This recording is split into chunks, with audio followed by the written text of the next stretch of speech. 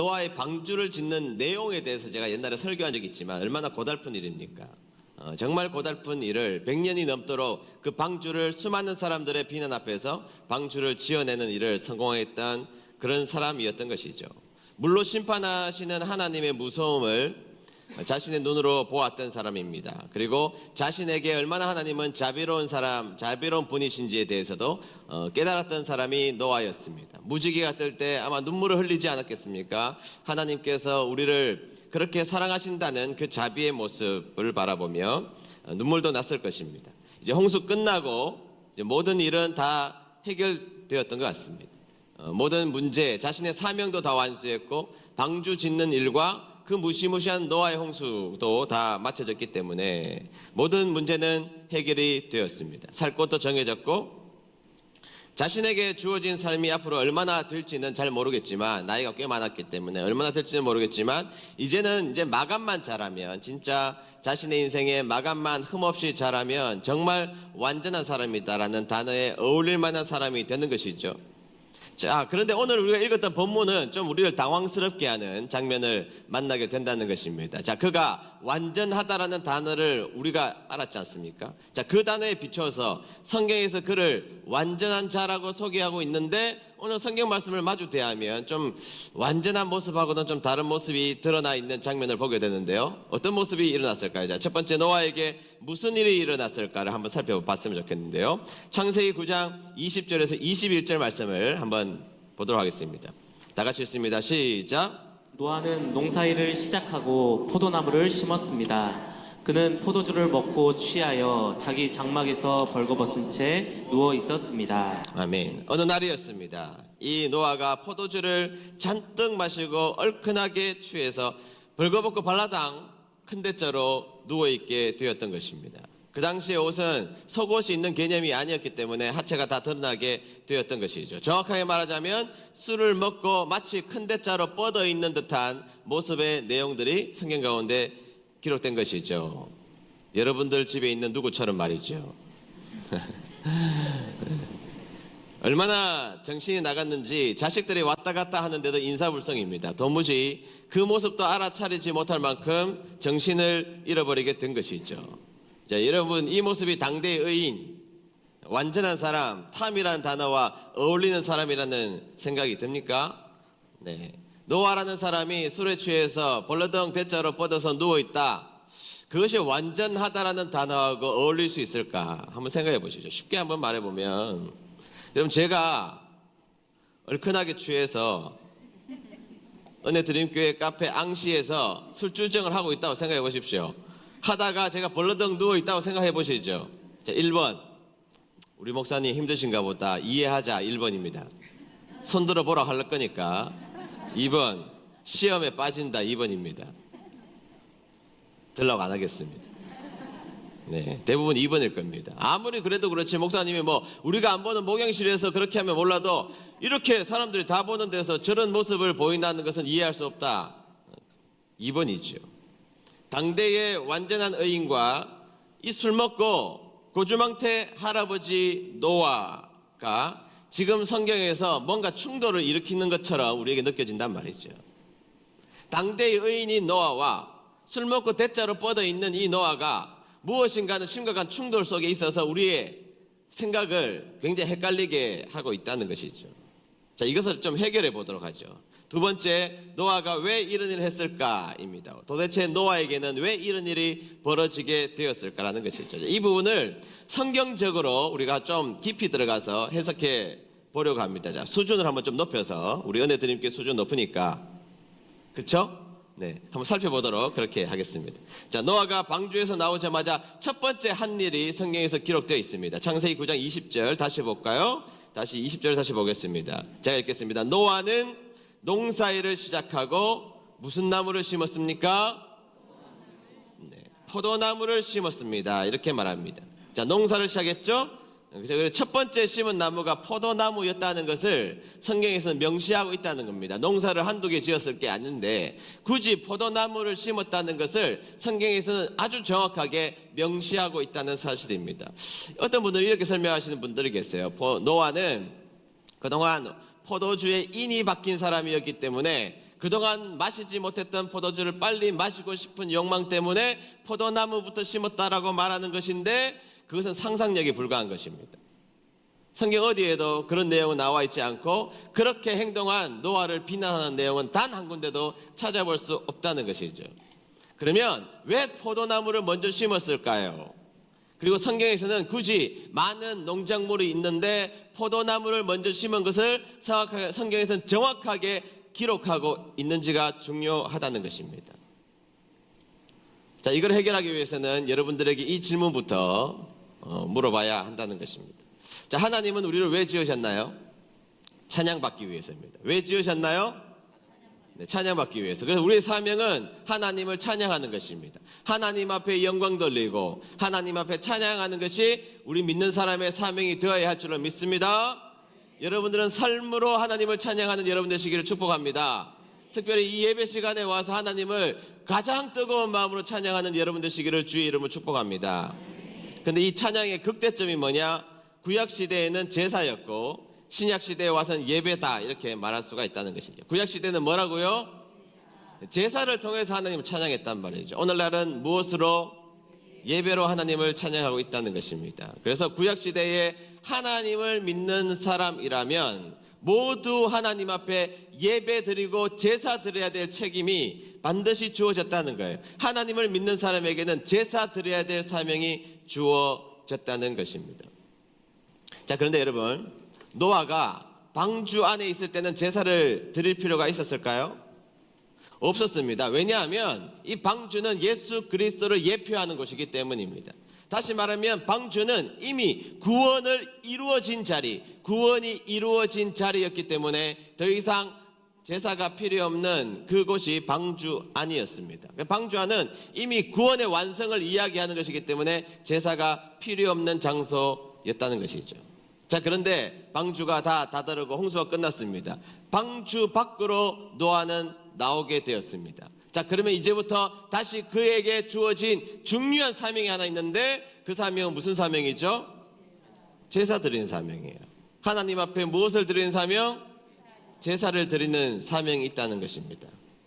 자, 그런데 여러분, 제사는 내 마음대로 드리면 돼요? 아니면 하나님이 정해주신 방법대로 드려야 돼요? 그렇죠. 제사는 하나님이 우리에게 허락해 주신 방법대로 제사를 집행해야 한다는 것입니다. 근데 제사는 동물로도 드릴 수 있고 식물로도 드릴 수가 있습니다. 대부분은 동물로 드리는 제사고 소제라는 제사는 곡식으로 드릴 수 있는 제사이긴 하지만 모든 제사에는 반드시 들어가야 될 첨가물이 있습니다. 그 첨가물이 뭐냐면 포도주와 기름입니다. 뭐라고요? 네, 포도주와 기름을 반드시 첨가해서 하나님 앞에 올려드리도록 되어 있는데 그 첨가해야 될 포도주와 기름의 제사를 따라하겠습니다. 전제라고 말하고 있다는 것이죠. 그래서 성경에 보면 아침 저녁으로 드렸던 상번제에 반드시 전제가 포함되어야 하고요. 성경에 나와 있는 여러 가지 내용들이 많이 있지만 대표적으로 한 가지만 살펴보면 역대상 29장 21절 상반절 읽도록 하겠습니다. 다 같이 읽습니다. 이튿날 시작. 이튿날 백성들이 여호와께 제사를 드렸습니다. 그들은 태워드리는 제물인 번제물을 바쳤습니다. 수소 1000마리와 순양 1000마리와 어린 암양 1000마리를 바치고 부어드리는 제물인 전제물도 바쳤습니다. 아멘. 네, 하나님 앞에 번제를 드렸습니다. 그런데 번제만 드리면 안 되죠. 반드시 첨가물인 어떤 제사?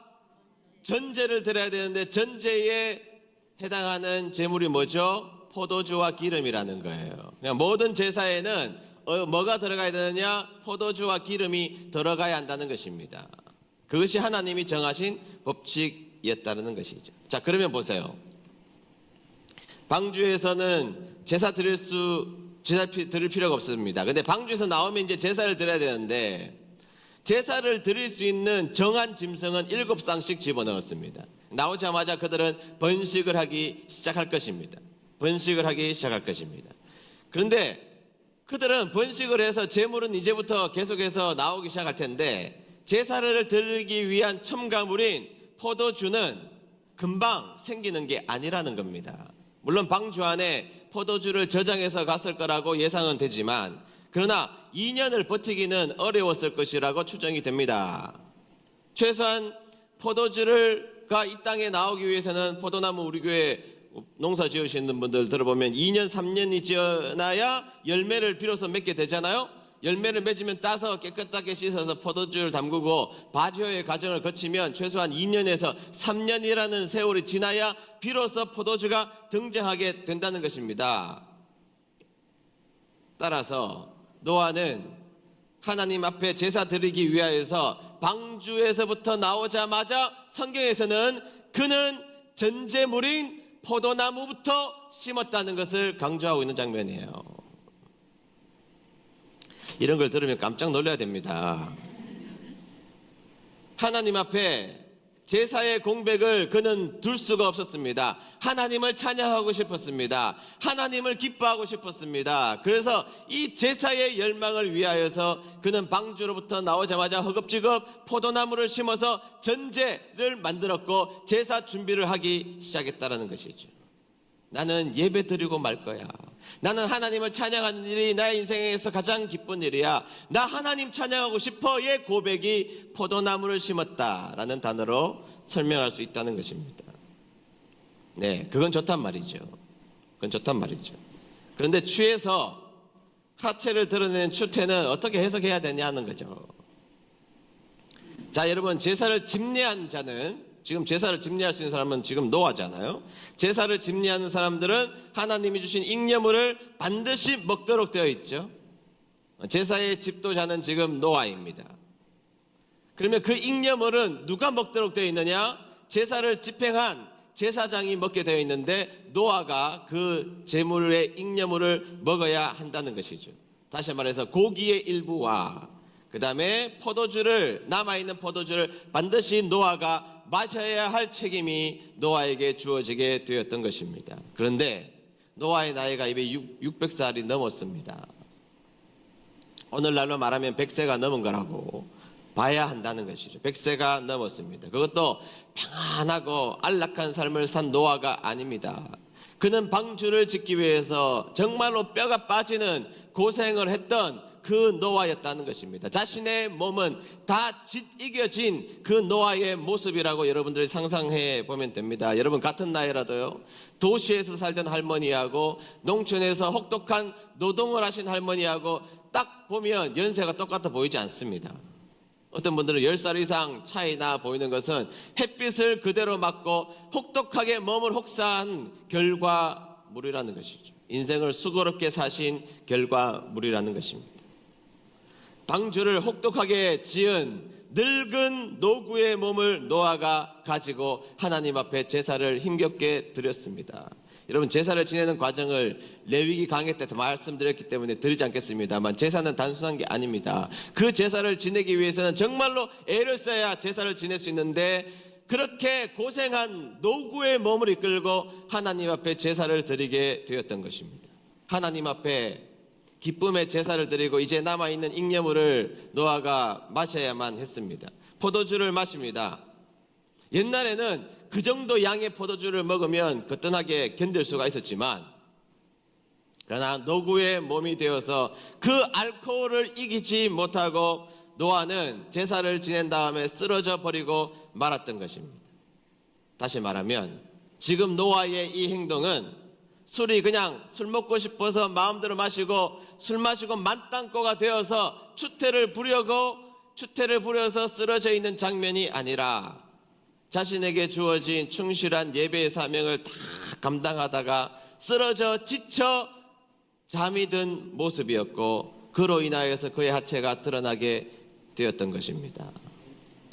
자, 이렇게 설명하면 그것도 목사님의 상상력이 아니냐고 생각할 수 있지만 그렇지 않습니다. 여러분, 여기에 노아가 하체가 드러났다, 벌거벗었다라는 단어가 히브리어의 단어가 갈라라는 단어예요. 갈라라는 단어 따라해 보겠습니다. 갈라라는 단어인데요, 이게 중요합니다. 이 단어가 어디에 쓰였는지가 중요하잖아요. 제가 이렇게 말하는 이유가 지지할 수 있는 구절이 어디냐는 것이죠. 여러분 잘 알고 있는 내용이 있습니다. 이 장면인데요, 여호와의 법궤가 다윗 시절에 다윗성에 들어오게 됩니다. 여호와의 법궤가 다윗성에 들어오게 되자 다윗이 너무너무 기뻤습니다. 너무너무 행복하고 너무너무 기뻤습니다. 하나님의 임재가 다윗성에 들어온다고 생각하니 기뻐서 견딜 수가 없어서 성경에 보면 그가 힘껏 춤을 췄다 이렇게 나와요. 왕인데 모든 체면 벗어버리고 하나님의 임재가 들어오는 그 상황 가운데 힘껏 춤을 추죠. 근데 힘껏 춤을 추다가 바지가 벗겨져요. 나오죠? 그 바지가 벗겨지는, 그 바지가 벗겨졌다는 단어가 여기에 하체가 벗겨졌다는 노아의 갈라라는 단어와 동일한 단어가 쓰여 있어요. 하나님을 기뻐하다가 일어난 행동이었다는 것입니다. 하나님을 기뻐했습니다. 하나님을 만족했습니다. 노아도 하나님 앞에 예배드리기를 기뻐했습니다. 다윗도 법궤가 들어오자 힘껏 하나님을 찬양했습니다. 그러다가 그의 옷들이 벗겨지고 말았습니다. 그 단어가 갈라예요. 하나님을 기뻐하고 마음껏 찬양하다가, 그렇게 하나님을 사랑하는 표시를 하다가 그의 옷이 벗겨진 그 상태를 성경에서는 동일한 단어를 써서 등가평가합니다. 한 가지만 더 생각해 볼까요? 노아의 잘못을 비난했던 함은 저주받습니다. 이 말은 노아의 행동이 옳다라는 겁니다. 여러분, 술 먹고 취해서 그냥 고주망태가 된 그 행동이 옳은 것이 아니라, 성경에서 노아가 옳다는 것은 하나님 앞에 예배 드리다가 지쳐 잠든 그 노구의 노아가 옳다는 거예요. 비난한 함, 네가 잘못됐다는 겁니다. 그런데요, 똑같아요. 다윗이 법궤가 들어오자 힘있게 찬양하고 힘써 춤을 추다가 옷이 벗겨졌습니다. 부인이었던 미갈이 그것을 쳐다보고, 왕이시여 체면도 없습니까? 당신 왕이시여 백성들 앞에서 체면도 없습니까? 미갈 똑같이 저주받아요. 똑같은 구조입니다. 똑같은 구조예요. 결론이 뭐죠? 이 사건의 결론, 하나님께서는 늙어서 인간적 기능이 떨어졌을지라도 그동안 오랫동안 하나님 편에 서서 열심히 충성하고 애를 쓰고 헌신하고 예배드리고 교회를 세우기 위하여서 그의 몸이 만신창이가 되어서 마지막까지 충성을 다 짜내어서 마지막까지 예배드렸던 노아 편이라는 것을 성경에서는 말하고 있는 장면이라는 거예요. 노아는 젊을 때부터 충성스럽게 하나님을 섬겼습니다. 당대의 의인이었습니다. 나이가 들자 육신의 한계를 맞이했습니다. 그러나 육신의 한계 속에서도 그는 하나님 앞에 예배드리는 삶을 결코 멈추지 않았고, 그러다 보니 인간적으로 좀 부족해 보이는 장면들을 그가 보였던 것입니다. 실수처럼 보이는 행동이 보였습니다. 그러나 하나님은 누구 편이시라는 거예요? 노아 편입니다. 하나님의 일을 평생 지치도록 그 일을 다 감당하다가 나이가 들어서는 인간적으로 좀 연약해 보이는 모습을 하고 있는 그 노아를 하나님이 편드시면서 자랑하고 있는 장면을 만나게 된 것입니다. 옆에서 노아 지적이라 하는 함이나 다윗을 비웃으며 지적하는 미갈 편 절대 아닙니다. 그들의 판단이 꽤 옳아 보일지는 몰라도 하나님은 그 사람들 편 들지 않습니다. 하나님께서는 내 종, 내가 사랑하는 종, 아니 나를 누구보다도 사랑하는 종 노아에게 너희들 아무 말도 하지 마. 나는 나를 위해서 충성하고 수고하고 애쓰고 고달픈 자신의 사명들을 끝까지 감당한 노아 편이지, 그가 무너져도 나는 그를 지키고 말 거야. 그를 비웃으면 내가 가만히 안 둘 거야. 이게 하나님 마음이라고요. 여러분, 우리 사랑하는 은혜드림교회 성도님들, 노아 같은 분 되시길 축복합니다. 하나님이 편들어 주시는 분 되시기를 주의 이름으로 축복합니다. 여러분들이 주님의 일을 힘있게 짜내어서 감당하다가 여러분들의 몸이 망가져서 어떤 의미에서는 인간적 실수와 인간적 부족함이 드러나는 그 자리일지라도 그렇게 하나님을 위해서 살아간 노아를 끝까지 붙들고 계시는 우리 하나님, 그 하나님을 믿는 여러분 되시기를 축복합니다. 노아에게 비난한 자에게 그렇게 말씀하시는 거예요. 너 도대체 노아처럼 살아보긴 했어? 너 노아처럼 나를 위해서 애쓰고 충성해봤어? 100년이 넘도록 방주 지어봤어? 나를 기쁘게 하기 위해서 방주에서 뛰쳐나오자마자 포도주를 심는 저 간절한 노아의 모습처럼 한 번이라도 나에게 그런 예배 드려봤어? 안 들어봤다면 노아를 절대 비난하지 마. 내가 노아를 지킬 거야. 하나님 의지세요. 시편 73편 23절 28절 보겠습니다. 28절 제가 읽겠습니다. 하나님께 가까이함이 내게 복이라. 내가 주 여호와를 나의 피난처로 삼아 주의 모든 행적을 전파하리이다. 아멘. 여러분, 내가 하나님 편 먼저 돼야 됩니다. 노아는요, 자신의 인생 가운데 하나님의 말씀 앞에 순종하면서 하나님의 편이 되었고, 제사 드리기 위해서 하나님의 편이 되었고, 자신의 인생의 모든 것을 짜내서 하나님의 편이 되었습니다. 그러니까 하나님이 노아를 든든하게 지키시면서 어느 누구도 나의 사람 노아를 건드리지도 말라고 하나님이 말씀해 주시는 거예요. 그러니까 성경 시편 기자도 그렇게 말하잖아요. 하나님께 가까이함이 복이라. 내가 하나님 편에 갔다는 거예요. 내가 하나님 찬양하고 하나님 편에 갔더니 하나님은 궁극적으로 나의 피난처가 되셨다. 할렐루야. 여러분, 이 세상의 주인이시고 이 모든 것의 창조주이시고 모든 것의 주관자이신 하나님이 내 편이신데 뭐가 두렵겠습니까? 하나님이 내 편이신데 뭐가 두려워요? 하나님이 내 편 되시기 위해서 하나님 가까이 가는 여러분 되시기를 축복합니다. 여러분들이 노아처럼 그렇게 인생을 살아가면 여러분들의 인생 가운데 몇 번의 실수가 있을 수 있겠죠. 그러나 그 실수를 하나님은 다 덮으시고, 아니, 내 백성 나를 위해서 충성한 이 종, 나는 이 편을 들 거야. 하나님이 편 들어주시는데 누가 막을 수가 있습니까? 하나님이 인정하시는데 누가 부정적 언어 속에 그를 함몰시킬 수 있겠습니까? 하나님 편 되시는 여러분 되시기를 축복합니다. 2004년도에 개봉했던 영화 중에 슈퍼스타 감사용이라는 영화가 있습니다. 이 감사용이라는 선수는 어릴 때 잠시 선수하다가 아마추어 선수로, 그냥 아마추어로 직장을 가지며 아마추어 선수로 활동하다가 야구의 열정으로 프로야구가 생기고 프로야구 선수가 됩니다. 없어졌죠? 산미 슈퍼스타즈 기억나시나요? 산미 슈퍼스타즈. 알면은 그게 이제 조금 나이가 들었다는 얘기. 저는 압니다. 네, 산미 슈퍼스타즈의 패전 전문 투수가 감사용이라는 투수입니다. 패전 전문 투수. 패전용 투수라는 것은 승산이 없는 게임에 등장해서 패를 자기가 가지고 가는 선수. 패전 투수용이고, 이 감사용이라는 선수는 평생 단 1승밖에 하지 못해요. 다 1승밖에 못하고 다 패전 투수가 됩니다. 그에게는 승리가 있을 수 없는 선수죠. 이 영화의 클라이막스, 그 당시에 유명한 박철순 선수 20승 이상의 투수 아닙니까? 박철순 선수와의 마지막 경기를 하게 되는데요, 감사형은 이 경기에서 1승을 열망합니다. 1승을 열망해요. 정말 1승이 얼마나 하고 싶겠어요.